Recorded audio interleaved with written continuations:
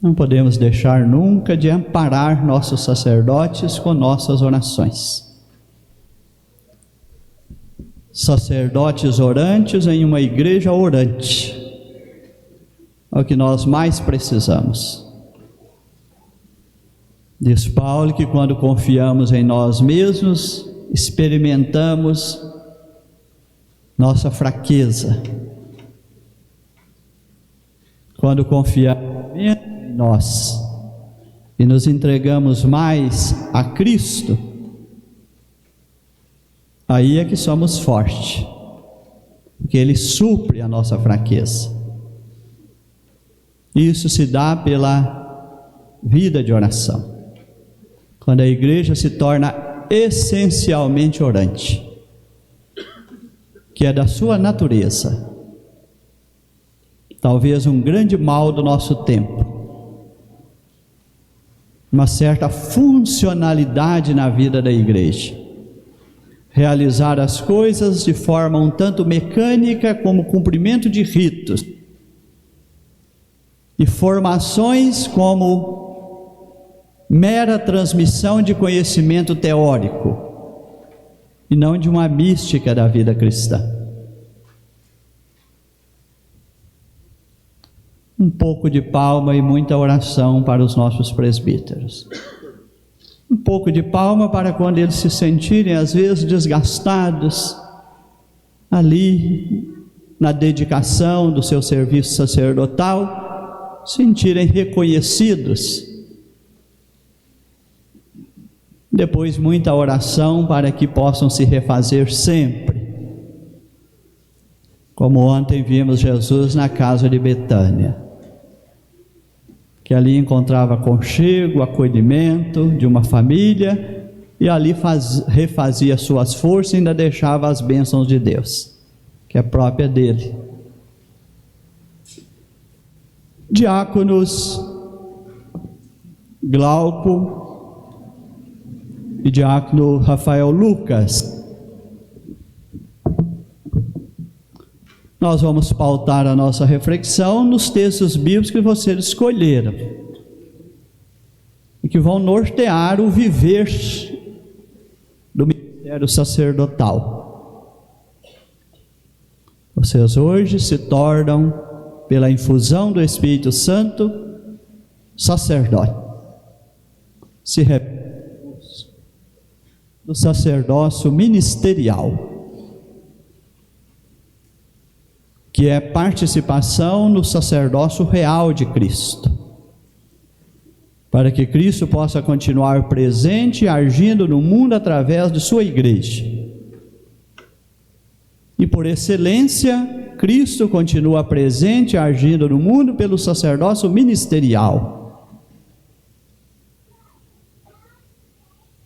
Cristo quer servir-se de nós para continuar o mistério da encarnação até a parousia,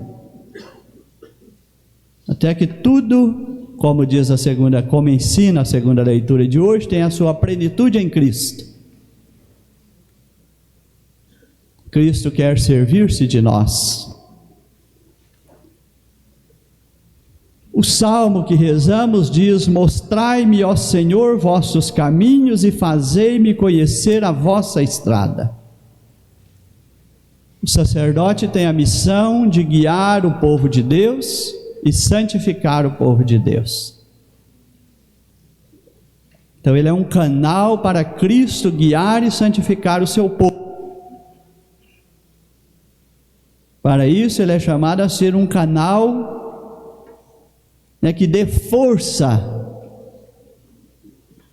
para que a graça de Cristo passe por ele e chegue ao povo de Deus. Guiai-me, ó Senhor, mostrai-me, ó Senhor, vossos caminhos e fazei-me conhecer a vossa estrada. O Evangelho nos ensina que um cego não pode guiar outro cego. O sacerdote se torna indigno perante a comunidade quando ele se torna um guia de cegos, quando ele já não é um instrumento para guiar o povo santo de Deus nos caminhos de Deus. como é próprio do seu ministério.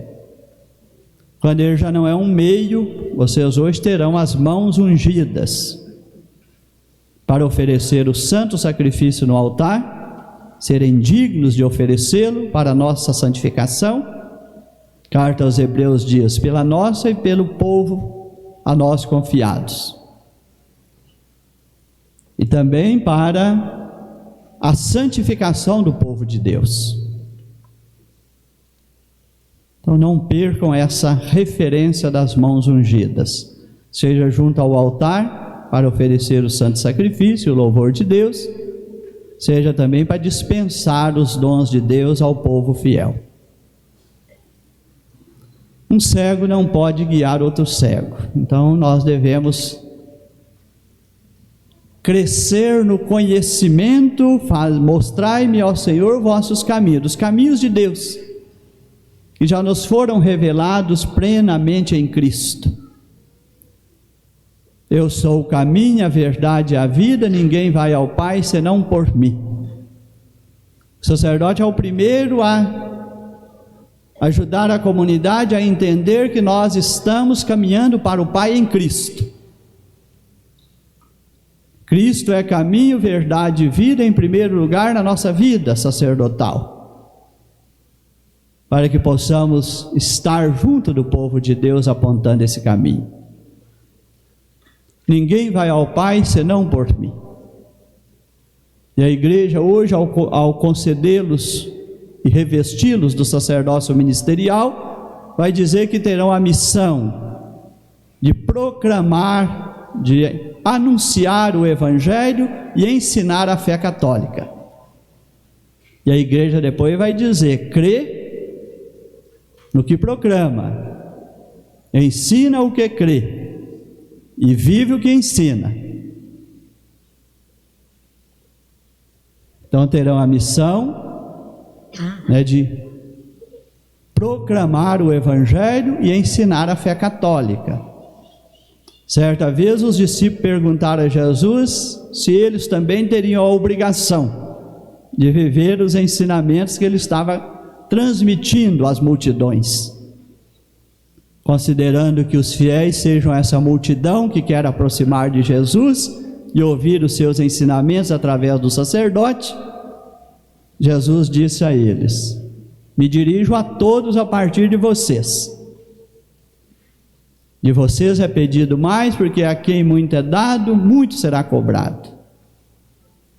Não queiramos oferecer a medida menor, queiramos sempre oferecer a medida maior, que sirva de motivação, que o nosso povo muitas vezes vai se ver fragilizado na fé, e será chamado a vir no sacerdote um homem de confiança nos dons de Deus.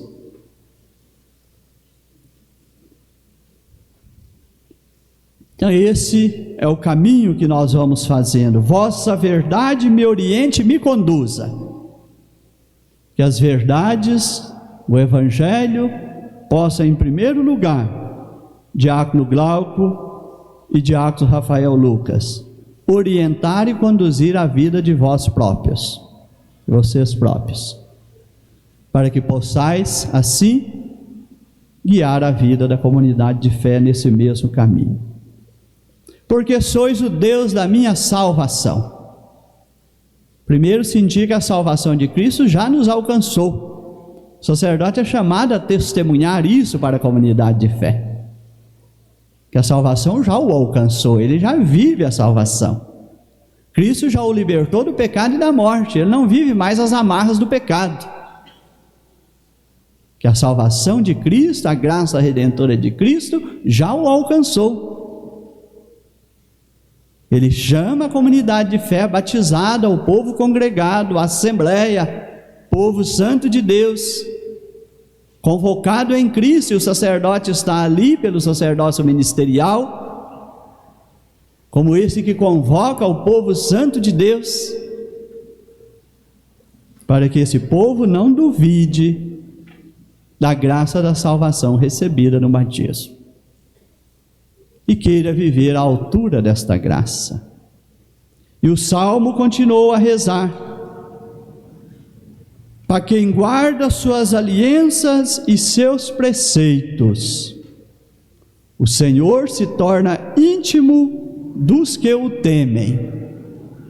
O Senhor se torna íntimo daquele temor. Aqui nós sabemos que é confiança, não é medo.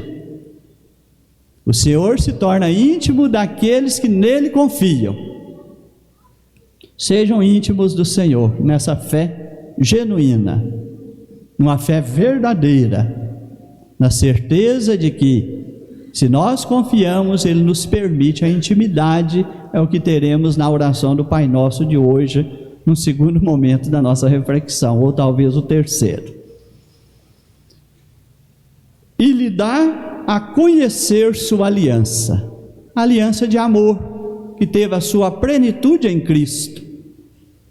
E a segunda leitura falou dessa plenitude da aliança, que Deus nos chama a participar. Em Cristo Ele nos escolheu antes da fundação do mundo, para que sejamos santos e irrepreensíveis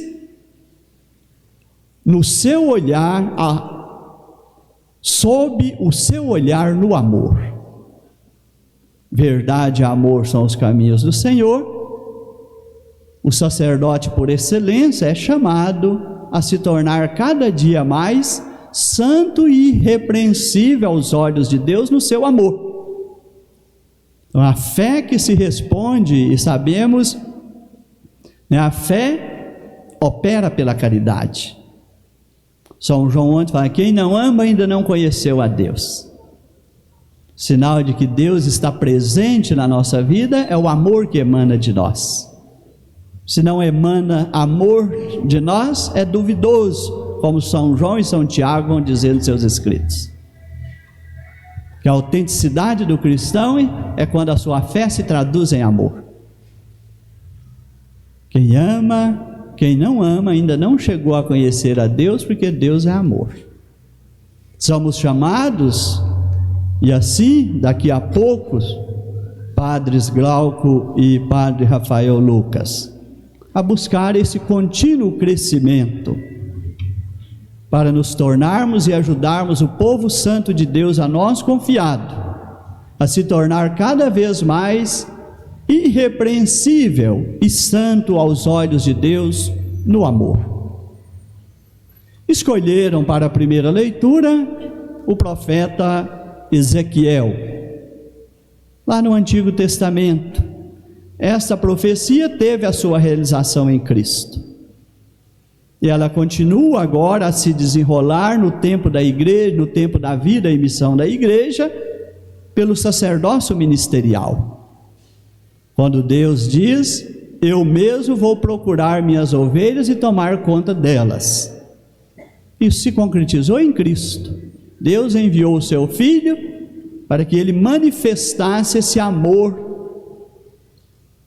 irrestrito que Deus tem pelo seu povo e congregasse esse povo no seu amor. E Jesus foi reconhecido neste amor. Quem me vê, vê o Pai. Se não acreditarem que eu sou filho de Deus pelas minhas palavras, que acrediteis ao menos por minhas obras. Jesus fala que nele as obras revelam que ele é o Filho de Deus. Queremos, diácono Glauco e diácono Rafael Lucas, que vocês sejam reconhecidos sacerdotes, não apenas quando estiverem usando os paramentos ou os distintivos clericais, como nos são próprios, mas que sejam reconhecidos, sobretudo, pela vida santa que leva, que as pessoas veem emanar de vocês os dons de Deus, sentem a presença de vocês como a presença cuidadosa de Jesus, o bom pastor, entre eles. Isso dá a autenticidade dos enviados do Pai, como o Pai enviou o seu Filho para mostrar próximo do seu povo, que vocês presentes na vida da igreja, nas nossas comunidades, possam ser reconhecidos pelo envolvimento, pela proximidade, pelo cuidado com as pessoas. De maneira especial, como o texto vai dizer, daquelas que se encontrarem em situação de maior fragilidade, seja espiritual ou seja material também, vivendo suas privações. Como o pastor toma conta do rebanho no dia, quando se encontra no meio das ovelhas dispersas, assim vou cuidar de minhas ovelhas e resgatá-la de todos os lugares em que foram dispersadas num dia de nuvem e escuridão. Parece que vivemos esse tempo hoje em grande escala. A humanidade vive hoje um tempo de muitas nuvens e escuridão. Há muita falta de fé. E junto à falta de fé, muito desamor. Até a família é considerada o lugar mais sagrado, onde as relações se pautam pelo amor e o cuidado. Já não tem sido assim entre nós. Estamos vendo muitas barbáries acontecer dentro de casa. Família não tem sido mais um lugar de segurança para os seus, porque está descuidando da vida espiritual. Estão entrando muitos vícios, está se afastando do caminho de Deus, e com isso, Deus, que é amor, encontra muitas vezes em nossas famílias portas fechadas, e ali, quando se fecha a porta para Deus, se fecha também ao amor. É o que temos vendo na realidade de hoje. Um tempo, lamentavelmente, de muitas sombras que estão padecendo os nossos ambientes. Veja o nosso ambiente urbano, ou em quase todos os lugares, quão violento está, tão agressivo está, precisando reencontrar o caminho do amor, da concórdia, da fraternidade, em que as pessoas cuidam umas das outras, em espírito de doação, de gratuidade, como Jesus, o bom pastor, nos ensina a fazer, e o sacerdote será chamado a fazer em primeiro lugar, para servir de exemplo e modelo para toda a comunidade de fé. Vou apacentar as ovelhas, sejam em qualquer lugar. Aí veio pastagens boas, altos montes. Vou levá-las a um abrigo seguro, ali repousarão, em lugar seguro, e de férteis pastagens. Vamos chamar o nosso povo a caminhar nessa direção de buscar os dons de Deus. Vou procurar a ovelha perdida. Aqui hoje já não é uma ovelha perdida, são ovelhas perdidas. Talvez temos mais dispersas do que congregadas. Então o desafio hoje é missionário. Não é abrir a porta da igreja e esperar o povo já paramentado. É ir, fazer-se presente e congregar no altar da Eucaristia. Caso contrário, cada vez mais nós vamos deparar com igrejas vazias, que o nosso povo está se dispersando. Muitas famílias hoje já não transmitem a fé, já não apresentam seus filhos para o batismo, já não incentivam seus adultos a buscarem a graça do matrimônio. E a família vai se reduzindo ao plano da vida terrena, à lei natural, deixando de ser muitas vezes a igreja doméstica, o lugar onde se vive a fé. Aqui precisa de uma saída missionária, de ir ao encontro de muitos e muitas dispersos, que já não buscam e nem trilham o caminho da fé. Se aqui nós temos a concretização do pastoreio, onde vai cuidar de todos, vou procurar a ovelha perdida, reconduzir a extraviada, enfaixar a de perna quebrada, fortalecer a doente, vigiar a ovelha gorda e forte. É uma atenção ampla para todos, em todas as circunstâncias que as pessoas tiverem vivido. Não é dar maior atenção aos que estão mais vigorosos. Pelo contrário, cuidar de todos, e de maneira muito especial aos que estão mais fragilizados. O Evangelho é a conclusão, esse grande sermão da montanha, temos aqui a oração do Pai Nosso. Não podemos dissociar a oração do Pai Nosso desse grande caminho do Sermão da Montanha, começado com as bem-aventuranças, a releitura de todos os mandamentos, a oração do Pai Nosso, até Jesus nos chamar a sermos misericordiosos como o Pai do céu é misericordioso. Se na primeira leitura Jesus concretizou o bom pastor, nessa leitura ele concretiza a proposta do reino, do qual tomamos parte pelo batismo. E esse reino nós somos chamados a continuar a sua edificação, até que ele tenha a sua plenitude na glória do Pai. Então, diácono Glauco e diácono Rafael Lucas serão chamados a estar a serviço da edificação do reino de Deus. Aqui, na oração do Pai Nosso, o temos de maneira programática.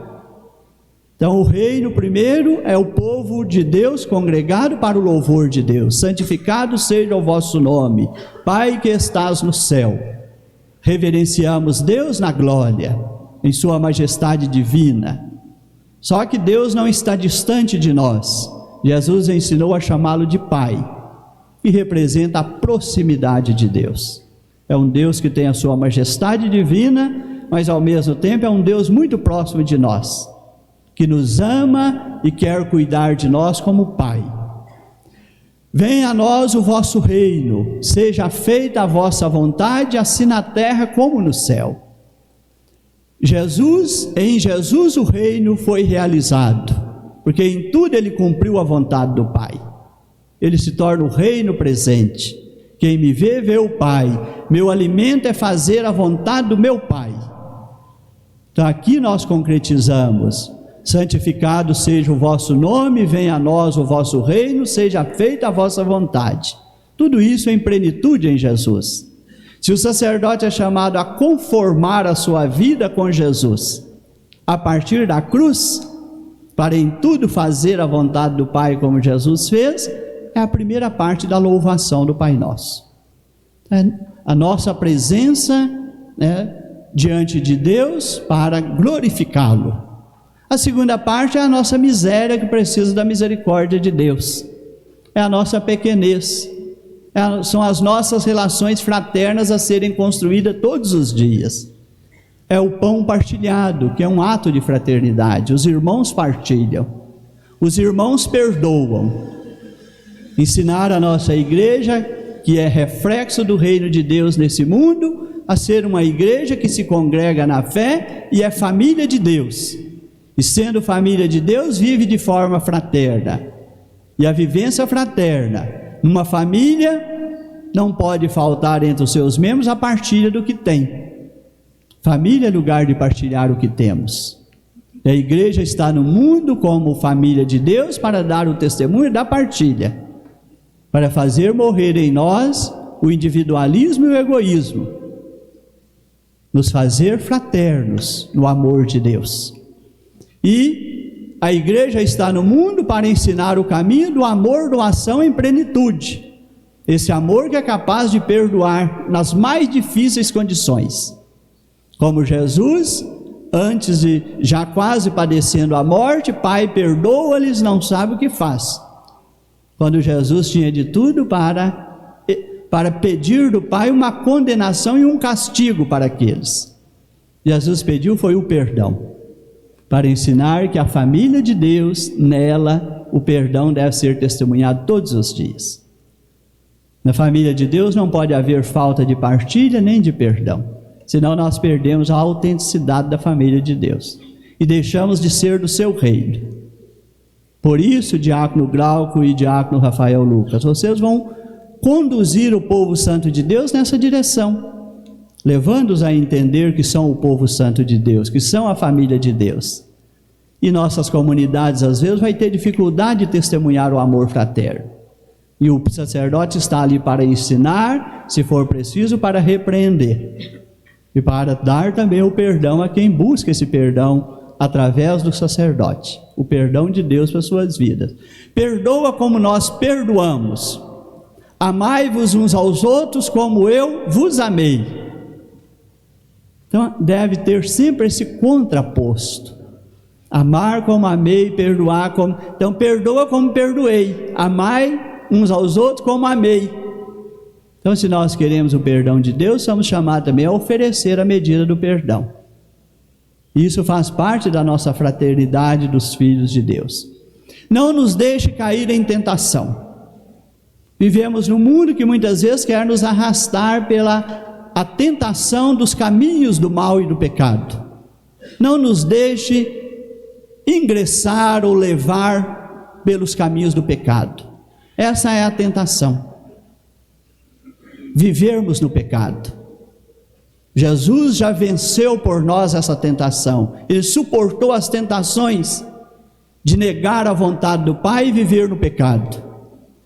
Não nos deixe cair em tentação, não nos deixe negar a vontade do Pai e viver no pecado. Sede santo como o Pai do céu é santo.